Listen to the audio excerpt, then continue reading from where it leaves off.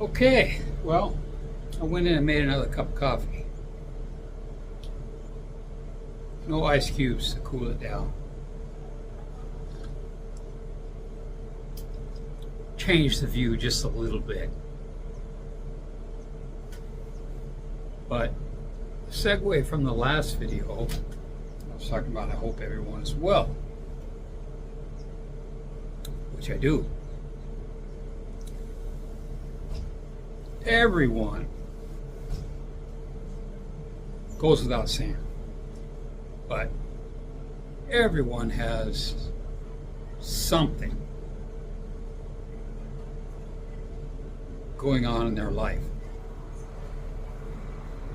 that's causing them stress, hardship, worry, you name it. I'm not okay. I had prostate surgery. It went well. I get discharged from the hospital, and less than 30 minutes later, I literally break my back and rupture a disc.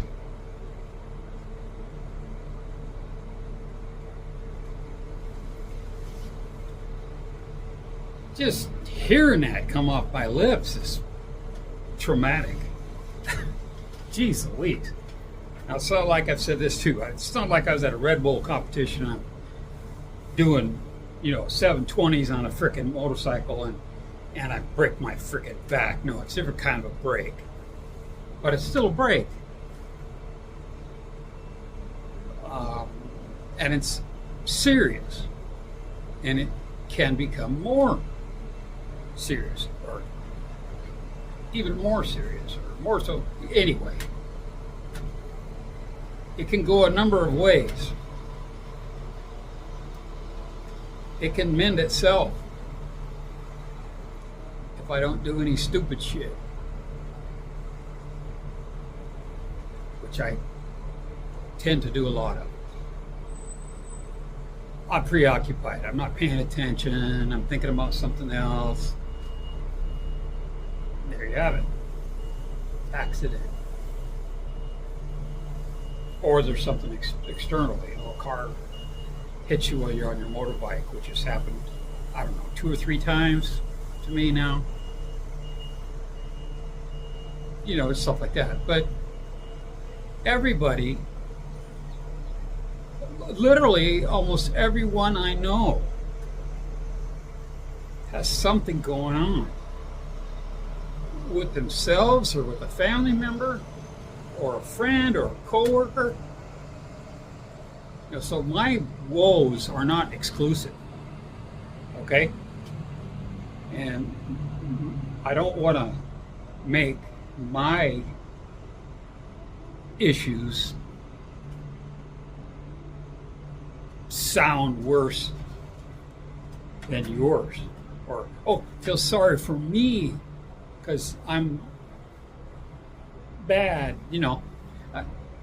I'm not like that. Someone could have a broken frickin' toe, man, and I feel bad for them. Having been there a few times, it sucks and it frickin' hurts. Everything's relative, right?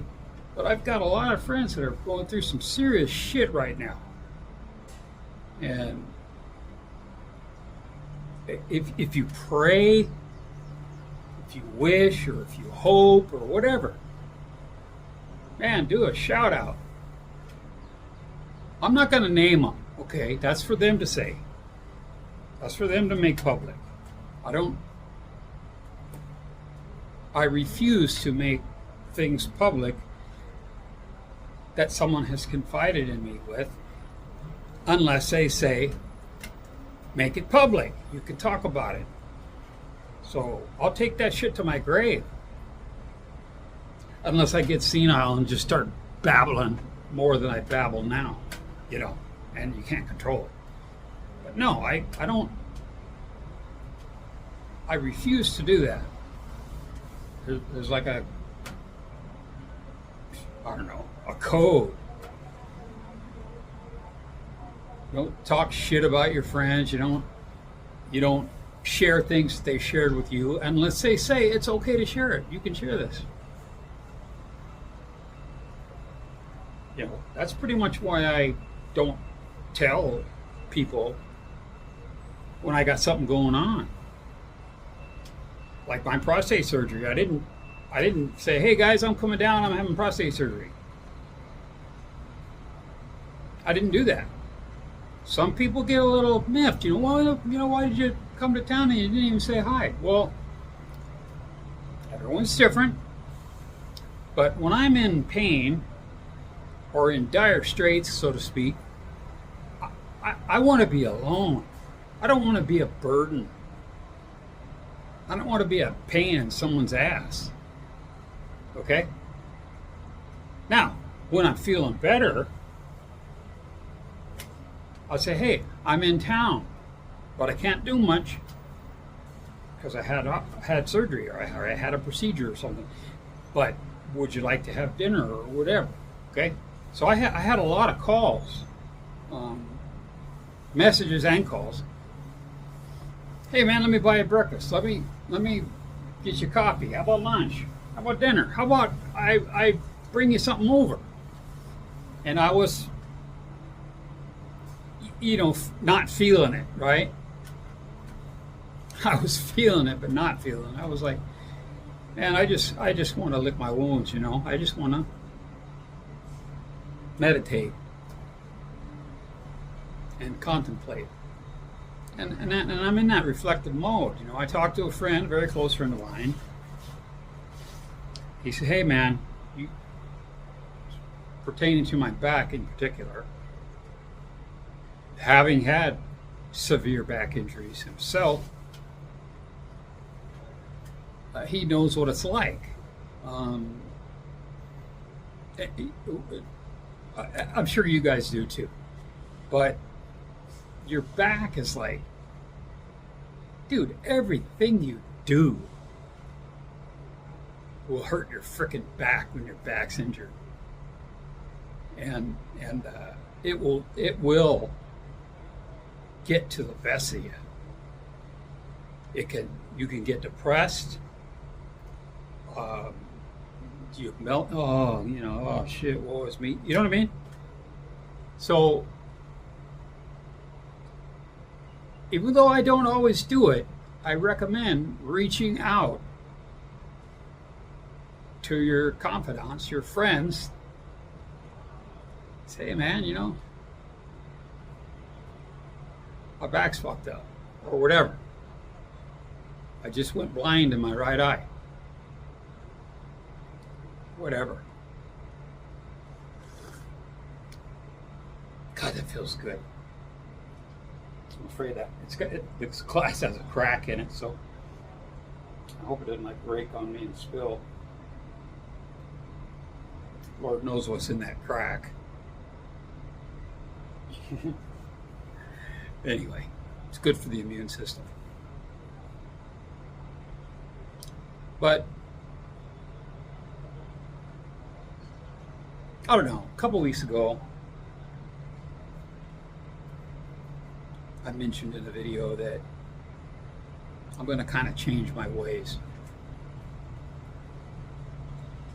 I'm still going to be private, but when something's going on, I'm going to share it with a certain group of people. Okay? They know who they are. Dave, gotta love Thailand Dave, has a line group. Great bunch of guys. And I'm fortunate to have their wisdom, years of experience from different continents, so it's different points of view to draw from. Or ask a question. What about this? What about that? Serious, not when I'm joking around, but a serious question. And they won't, hack on you and make fun of you or whatever. They're genuinely showing concern. And they're sharing amongst themselves, and here I am with a zipper. I said, well, I'm changing that. I'll share it.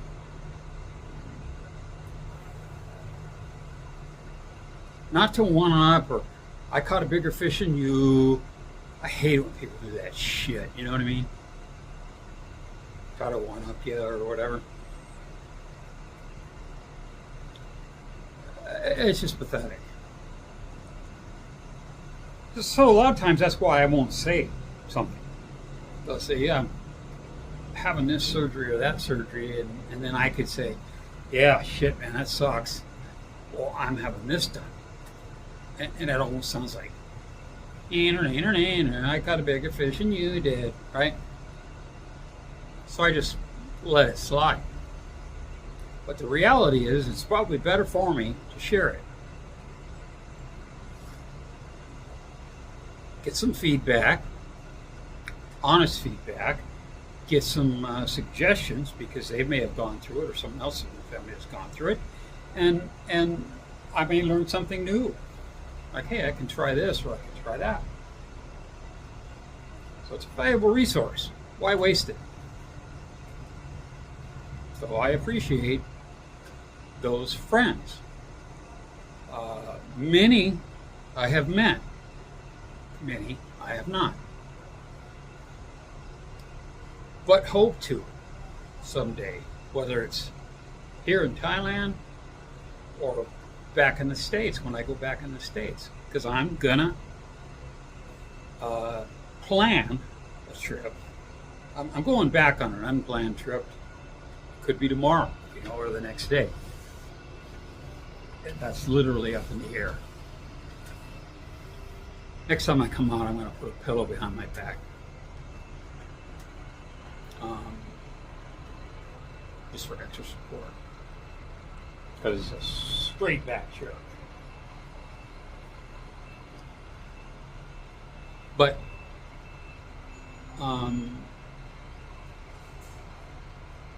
I know what I was talking about when I lost my train of thought. Choo choo. Oh well. There's a lot of phalangs up here. A lot of tour buses. You can hear one pulling out now. I went out to my truck, went down the stairs. There's no elevator here.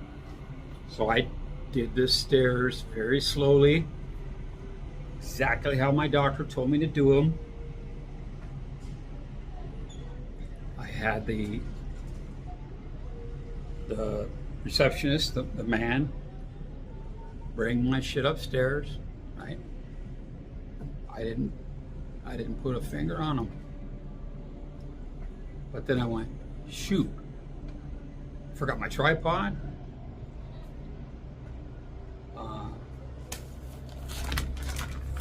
Forgot my dried mango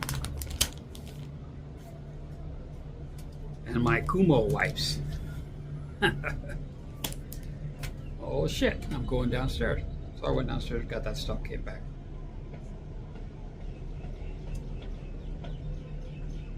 That building that I'm looking at, you can see it right here in the reflection, but I'm gonna turn the camera around.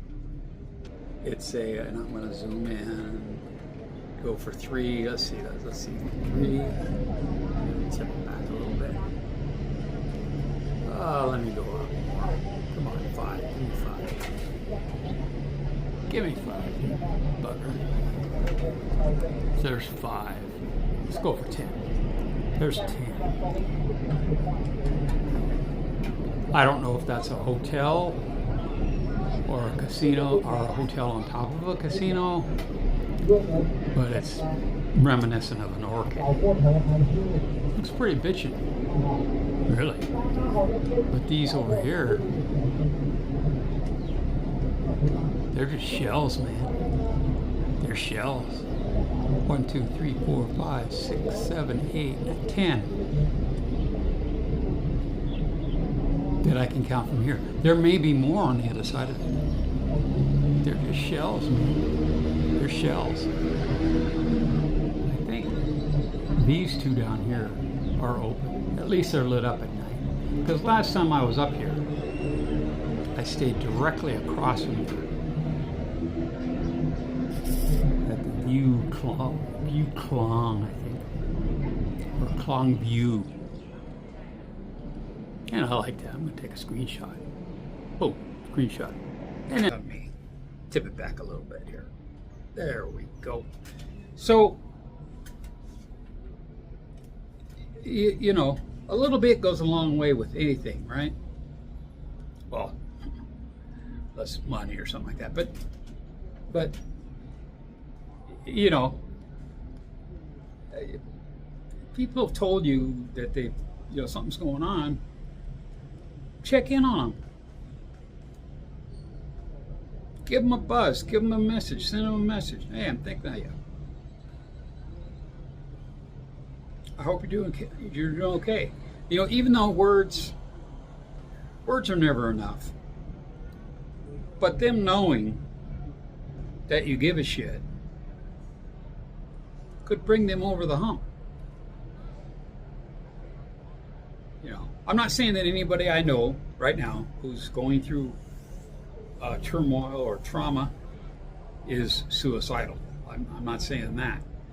But I've had a number of friends take their own lives.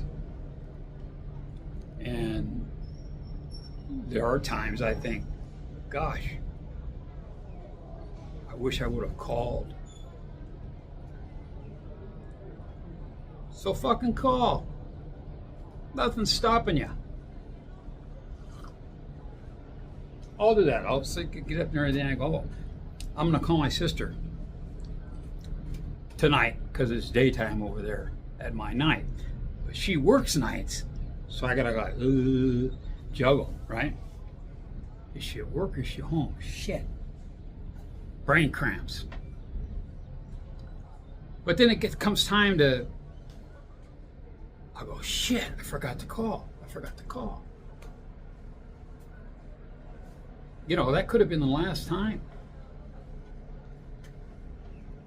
You know? A video's coming out in a few days. A guy I was stationed with at Fort Hood, Texas. 84 to 86. We arrived at,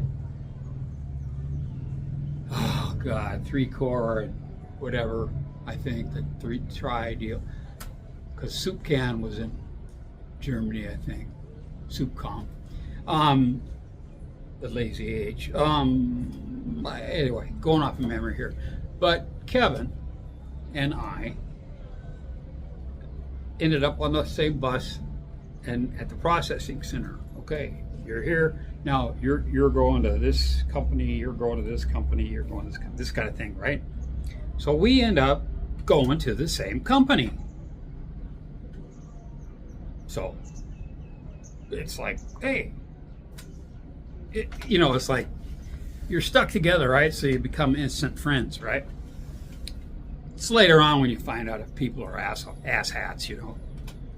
You may think they're your friend, and then a year later they're calling you all kinds of shit on the fucking internet and stuff like that. And they got their head up their ass so far they can see their tonsils, you know.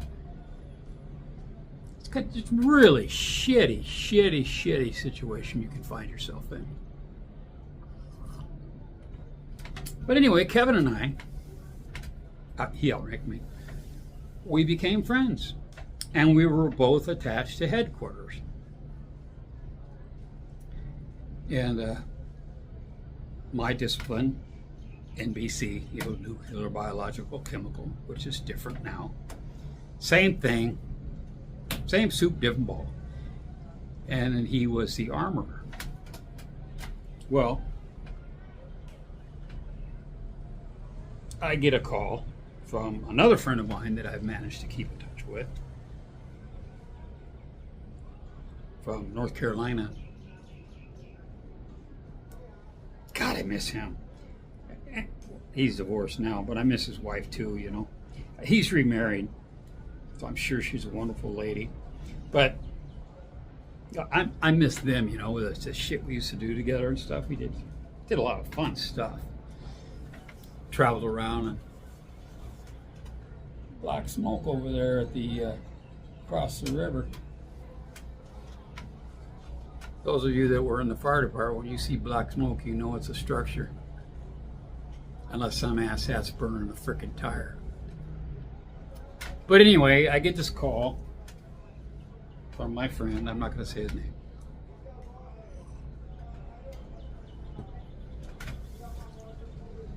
I don't know why not.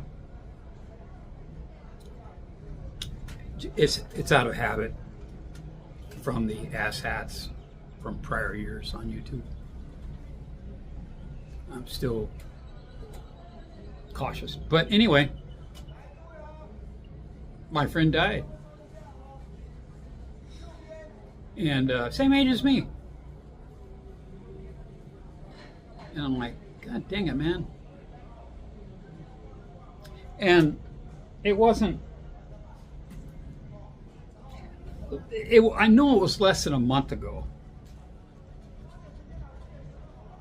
Because it you know, I go through, I should call so-and-so. It's been a while, man. I got to check in, see how things are going, right? And I didn't. It went by. I got caught up in stuff, and went on a road trip, and next I hear, he's gone. He's passed. So I spent, you know, I've met his family and everything, okay? He's from Sparta, Georgia. And I visited him and his family. And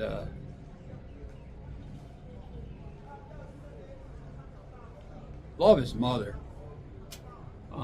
It's always that way, you know? Moms are moms. Unless they're like Nurse Ratched or something. But I couldn't call her because I was too emotional. Okay? I wanted her to read what I was writing when she was ready to read it. And it took me 3 or more hours to write that.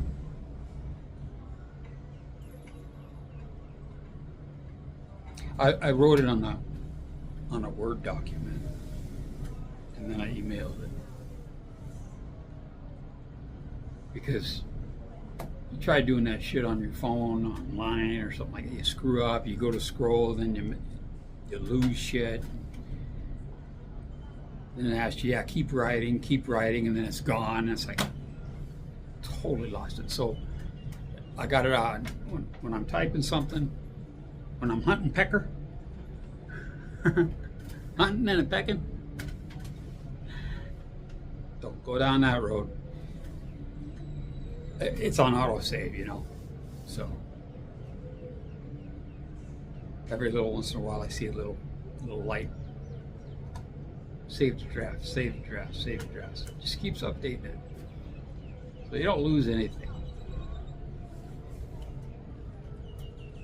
But it was at least 3 hours. I was up all night again when I wrote that letter.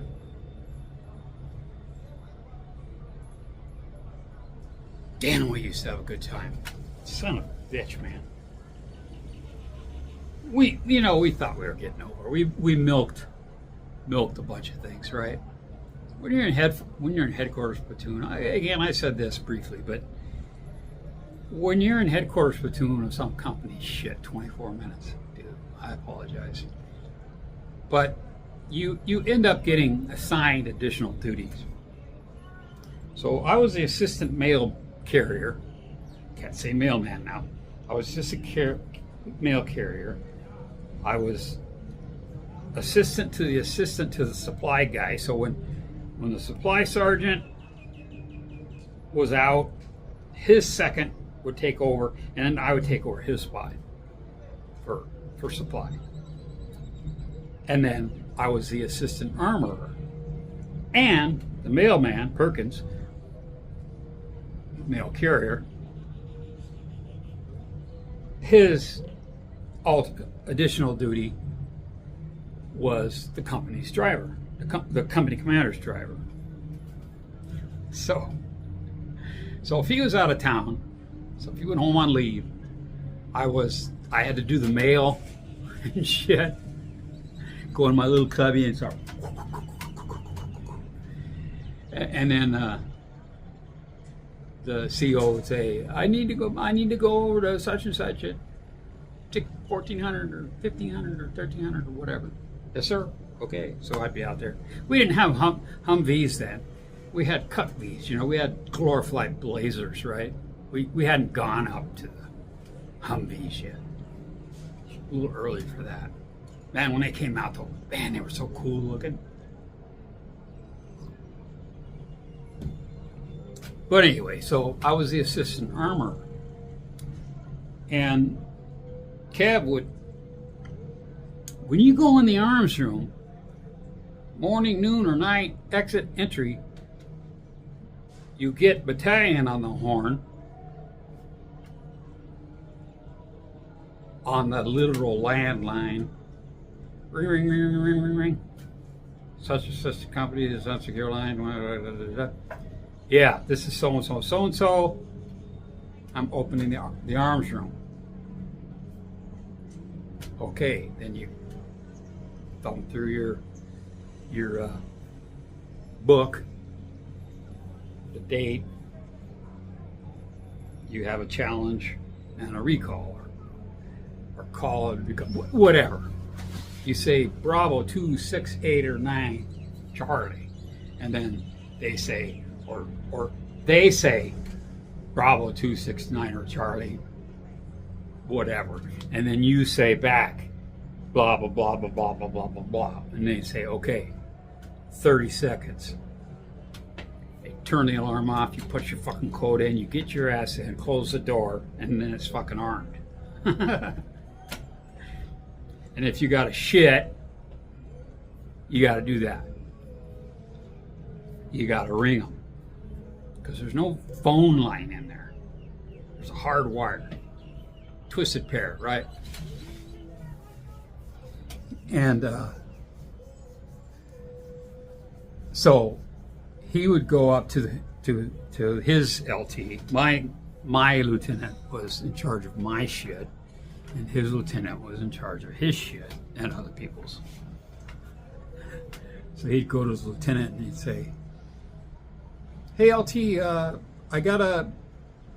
I'm up for scheduled maintenance on the 90 mics and the mortars.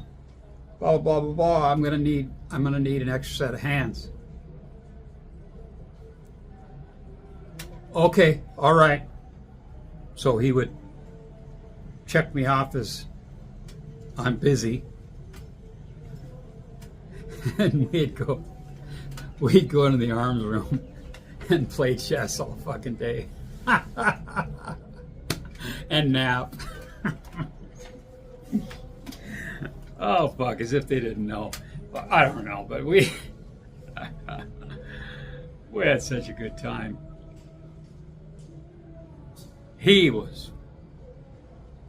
I was pretty fair at chess. Okay, I played chess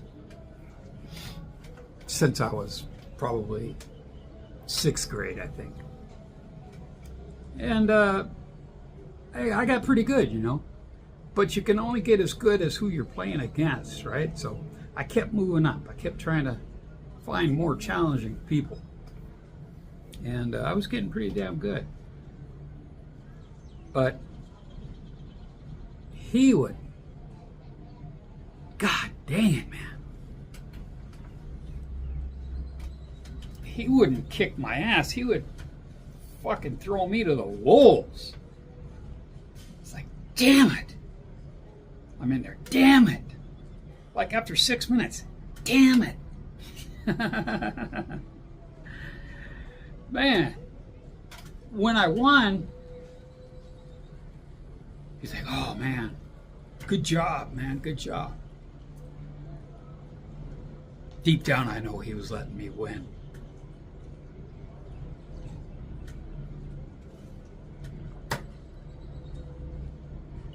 So I let him think that I beat him fair and square, but I know he'd make a stupid move on purpose.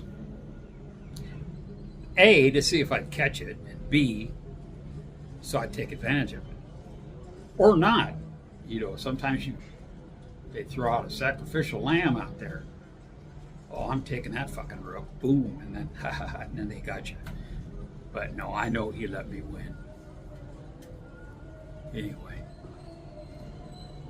Lest we forget, man. Lest we forget.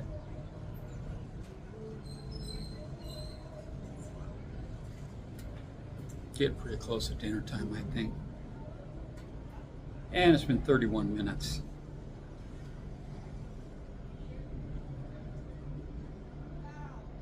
Thanks for watching, guys. I really appreciate it.